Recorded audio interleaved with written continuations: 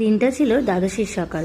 Hello everyone, আমি শকুন্তলা। ফটাফট স্নান টান করে ঠাকুর ঘরে চলে এসেছি। ঠাকুরকে ঘুম থেকে উঠিয়ে দিয়েছি, কারণ 9:22-এর মধ্যে আমাকে পারণটা সেরে নিতে হবে। পারণের দিন আমি ঠাকুরকে চিড়ে কলাই দিই, সেই জন্য চিড়েটা ধুয়ে নিচ্ছি আর কলাটাকে ভালো করে ধুয়ে নিচ্ছি। দেখো আমার সব কমপ্লিট। আমি এখন ধূপবাতি দেখিয়ে ঠাকুরকে পুজোটা কমপ্লিট করে নেব। তো এই যে দেখো আমার ঠাকুরকে পুজো টুজো দেওয়া কমপ্লিট, প্রায় শেষের দিকে। তো একটা ধূপকাঠি আমি তুলসী মাতাজিকে দিয়ে দিচ্ছি। এটা আমি ওপরে রেখেছি, বারবার নিচে যেতে হবে না সেই জন্য। তো এই দেখো ফাইনালি আমার পুজো টুজো কমপ্লিট। সব ঠাকুরকে সুন্দর করে সাজিয়ে পুজো দিয়ে দিয়েছি চিড়ে কলা দিয়ে। এখন আমি ঠাকুরকে একটু ঠাকুরঘরটা বন্ধ করে নিচে যাব। তো ঠাকুররা একটু খেয়ে নিক। তো তারপরে আমি আবারও চলে এসেছি ঠাকুর ঘর থেকে, প্রসাদটা নিয়ে নিচে নেমে গেছি। তো প্রসাদটা আমি পেয়ে নিলাম। তারপরে আমার এনার্জি ড্রিঙ্ক, সেটা হচ্ছে লাল চা। এটা না খেলে আমার কমপ্লিটই হয় না দিনটা।